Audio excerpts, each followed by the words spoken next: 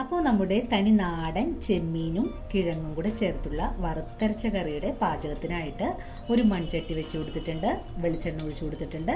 ഇനി നമുക്ക് ഇതിനകത്തേക്ക് കടുകാണ് ഇട്ട് കൊടുക്കേണ്ടത്. വെളിച്ചെണ്ണ ചൂടായിട്ടുണ്ട്. ഞാൻ ഒരു സ്പൂൺ കടുക് ചേർക്കുവാണ്. കടുക് ഒന്ന് പൊട്ടി വരുമ്പോഴേക്കും നമുക്ക് ഒരു തുടം വെളുത്തുള്ളിയും ഒരു 10 അല്ലി ചുവന്നുള്ളിയും വറ്റൽ മുളകും ഇഞ്ചിയും എടുത്തു വെച്ചിട്ടുണ്ട്, കറിവേപ്പിലയും എടുത്തു വെച്ചിട്ടുണ്ട്. കടുക് പൊട്ടിയതിന് ശേഷം നമുക്ക് വറ്റൽ മുളകും കറിവേപ്പിലയും കൂടെ ചേർത്ത് വഴറ്റിയതിന് ശേഷം നമുക്കിതൊന്ന് ആ വറവൊന്ന് കോരി മാറ്റി വെക്കണം. നമ്മുടെ കറിയൊന്നും ഗാർണിഷ് ചെയ്യാൻ വേണ്ടിയിട്ടാണ് കേട്ടോ. അപ്പോൾ ഞാനിതിനകത്തേക്ക് കറിവേപ്പിലയും വറ്റൽ മുളകും ചേർത്ത് വഴറ്റുവാണ്. അപ്പോൾ ഞാനിന്ന് കടുകൊക്കെ വറ്റൽമുളകും കറിവേപ്പിലയൊക്കെ ഒന്ന് മാറ്റിയിട്ടുണ്ട്, വഴറ്റി മാറ്റിയിട്ടുണ്ട്. ഇനി ഇതിനകത്തേക്ക് ഒരു തുടം വെളുത്തുള്ളി ഒന്ന് കട്ട് ചെയ്തത്, ഒരു ചെറിയ കഷ്ണം ഇഞ്ചി,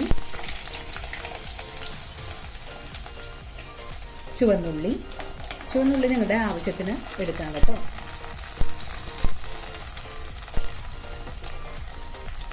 ഇതുകൂടെ ചേർത്തിട്ട് നന്നായിട്ട് വഴറ്റിയെടുക്കണം.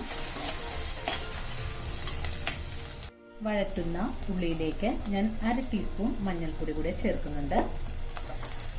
ഉള്ളി നന്നായിട്ട് വഴറ്റി കൊടുക്കുവാണ്.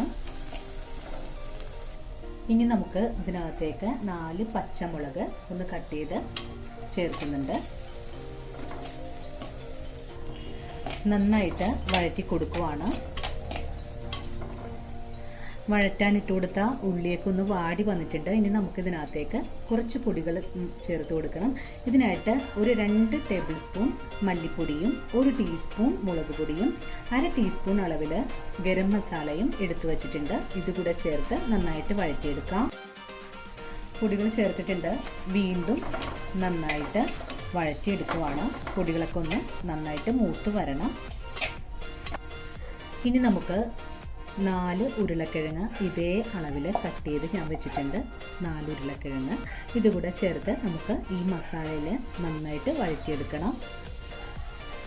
പൊടികളൊക്കെ നന്നായിട്ട് മൂത്ത മണം വന്നിട്ടുണ്ട്. ഇനി നമുക്ക് ഇതിനകത്തേക്ക് കിഴങ്ങും കൂടെ ചേർത്ത് നന്നായിട്ട് വഴറ്റിയെടുക്കാം. കിഴങ്ങ് ചേർക്കുവാണ്.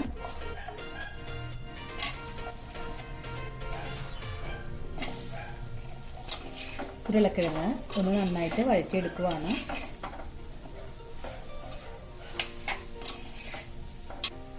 കിഴങ്ങൊക്കെ നന്നായിട്ട് വാടി വന്നിട്ടുണ്ട്. ഇനി നമുക്കിതിനകത്തേക്ക് കുറച്ച് ചൂടുവെള്ളം ഒഴിച്ചു കൊടുക്കാം.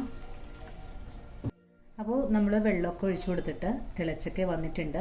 ഇനി നമുക്ക് നേരത്തെ കഴുകി വൃത്തിയാക്കി വെച്ച കുറച്ച് ചെമ്മീൻ കൂടെ നമുക്കിതിനകത്തേക്ക് ചേർത്ത് ഒന്ന് വേവിക്കാൻ വെച്ചു കൊടുക്കാം.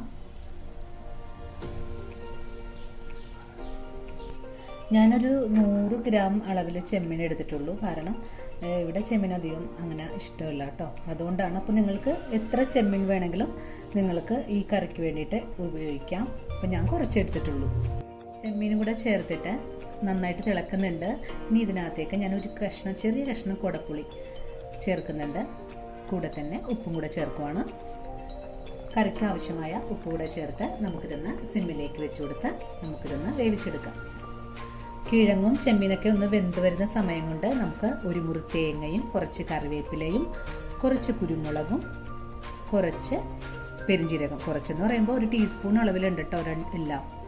അപ്പോൾ അതുകൂടെ ഞാനൊരു പാനിലേക്ക് ഇട്ട് ഒന്ന് ഫ്രൈ ചെയ്തെടുക്കുവാണ്. ഞാൻ വറുക്കാനിട്ട് കൊടുത്ത തേങ്ങയിലേക്ക് കുറച്ച് വെളിച്ചെണ്ണ ഒഴിച്ചു കൊടുക്കുന്നുണ്ട് കേട്ടോ. ഇത് നന്നായിട്ട് ഗോൾഡൻ കളറിൽ വറുത്തെടുക്കണം. ഫ്രൈ ചെയ്യുന്ന തേങ്ങയിലേക്ക് ഞാൻ ഒരു 1/2 ടീസ്പൂൺ മഞ്ഞൾപ്പൊടി കൂടെ ചേർക്കുന്നുണ്ട്.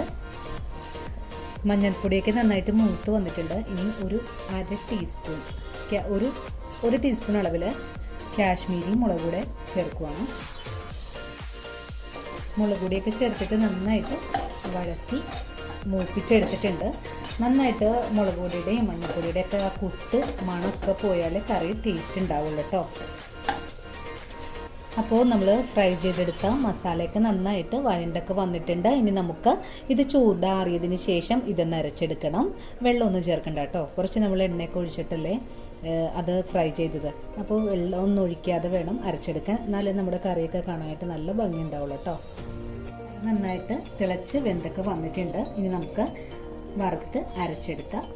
അരപ്പൂടെ ഇതിനകത്തേക്ക് ചേർത്ത് ഒന്ന് തിളപ്പിച്ചെടുക്കാം. ഒന്ന് ചേർത്തിട്ട് നന്നായിട്ട് ഇളക്കി കൊടുക്കാം.